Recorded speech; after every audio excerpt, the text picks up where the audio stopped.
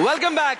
तुम्ही पाहत आहात मेसवाक टूथपेस्ट प्रेझेंट्स गुरु किल्ली पॉवर्ड बाय रिलायन्स 3G. आता आपण या चौघांबरोबर खेळणार आहोत आपली पुढची फेरी, जिचं नाव आहे विषयांतर.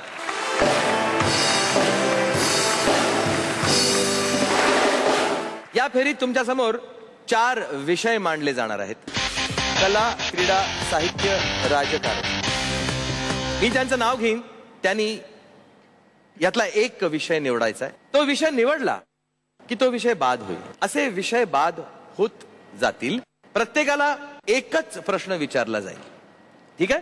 सर्वप्रथम मी प्रश्न विचारणार आहे अजय तुम्हाला, कारण तुम्ही तुमचं खातंच उघडलेलं नाही अजूनपर्यंत, तेव्हा तुम्हाला संधी पहिल्यांदा मिळाली पाहिजे असं मला वाटतं. 4 विषय आहेत. कोणता विषय निवडणार? क्रीडा. क्रीडा नक्की आहे? हो. कारण काय आहे की प्रश्न तर मी विचारणार आहे, अचूक उत्तर तुम्ही दिलं तर तुम्हाला 8,000 रुपये मिळतील. पण यात मी तुम्हाला 2 हिंट सुद्धा देऊ शकणार आहे. हा, एक हिंट मागितलीत पहिली तर 2,000 कमी होतील. अजून एक हिंट मागितलीत तर अजून 3,000 कमी होतील. हा, पण तरी सुद्धा तुम्ही जर उत्तर देऊ शकला नाहीत तर हा प्रश्न पास ऑन होईल क्लॉकवाईज. ओके. क्रीडा या विषयावर तुमचा हा प्रश्न: कपिल देव आणि अनिल कुंबळे नंतर कसोटी क्रिकेटमध्ये 400 बळींचा टप्पा गाठणारा भारतीय गोलंदाज कोण?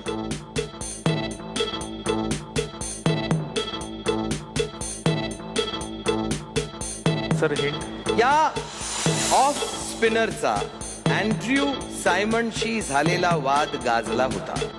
हरभजन सिंग. Bang on. अभिनंदन, तुम्ही कमवलेत 6,000 रुपये आणि तुमचं खातं तुम्ही उघडलेलं आहे. तुम्ही परत परत ओके ओके म्हणताय मध्ये मध्ये, का हो? नाही, असं म्हणजे दडपण आलंय जरा. कसलं दडपण आलंय? म्हणजे पहिल्यांदाच बोलतोय समोर. नाही, काय दडपण आलं सांगा. असं पहिल्यांदाच बोलतोय ना समोर. काय काय कोणाशी? माझ्याशी बोलताय? अहो, मी तुमच्या मोठ्या भावासारखा आहे, तुम्हाला माहितीये का? हा, तर तुम्हाला दडपण यायची काही गरजच नाही. एकदम रिलॅक्स राहा, तुमचे हात पण थंड झाले. नाही नाही, माझा आशीर्वाद आहे तुम्हाला. ठीक आहे. तुम्ही एकदम खूप छान खेळणार आणि तुम्ही खूप पैसे कमवणार आणि आयुष्यात तुम्ही काय असतं, आपल्याला बऱ्याचशा गोष्टींना सामोरं जावं लागतं. तर त्यामुळे तुम्ही अजिबात काही काळजी करू नका, हसत राहायचं. हा सर. हा, स्माइल आणि रिलॅक्स राहायचं. मग बघा कसं काय होतं ते, है ना? God bless you. यांच्याकरता जोरदार टाळ्या. अजयना प्रश्न विचारून झालेला आहे. आता मी प्रश्न विचारणार आहे.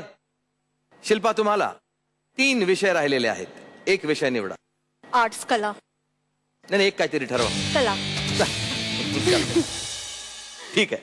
कला या विषयावर शिल्पा तुमचा हा प्रश्न: पुण्यातली फिल्म इन्स्टिट्यूटची सध्याची वास्तू कोणत्या सुप्रसिद्ध फिल्म कंपनीच्या वास्तूत उभी आहे?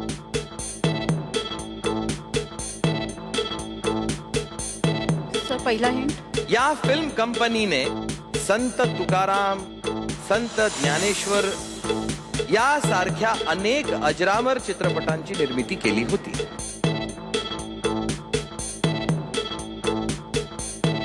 प्रभात फिल्म कंपनी. Bang on. एक हिंट घेऊन तुम्ही बरोबर उत्तर दिलेलं आहे. अर्थात हिंट घेतल्यानंतर तुम्ही माझा भरपूर वेळ घेतलेला आहे प्रश्न विचारून आणि मी उत्तर तुम्हाला देण्याचा प्रयत्न केलेला आहे आणि तुम्ही बरोबर उत्तर दिलेलं आहे. त्यामुळे तुम्ही कमवलेले आहेत 6,000 रुपये. अभिनंदन.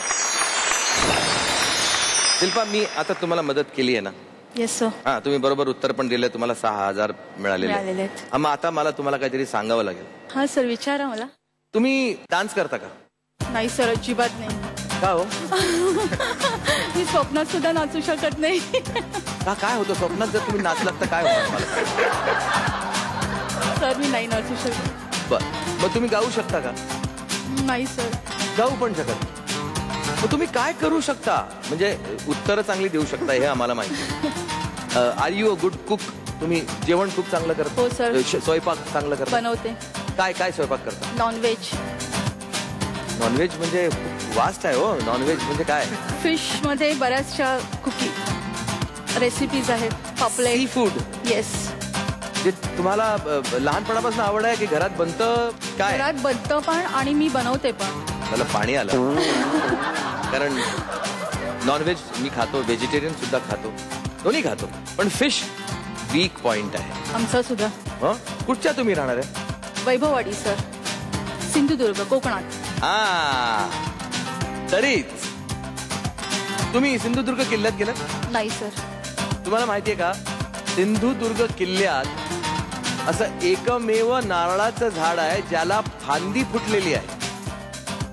नारळाच्या झाडाला कधीही फांदी फुटत नाही. त्या एकमेव झाडाला फांदी फुटली होती, पण अनफॉर्च्युनेटली नुकतंच ते झाड वीज पडून जळलेलं आहे. पण सिंधुदुर्ग किल्ला अजूनही फार सुरेख आहे, अवश्य जाऊन पहा. नक्की सर.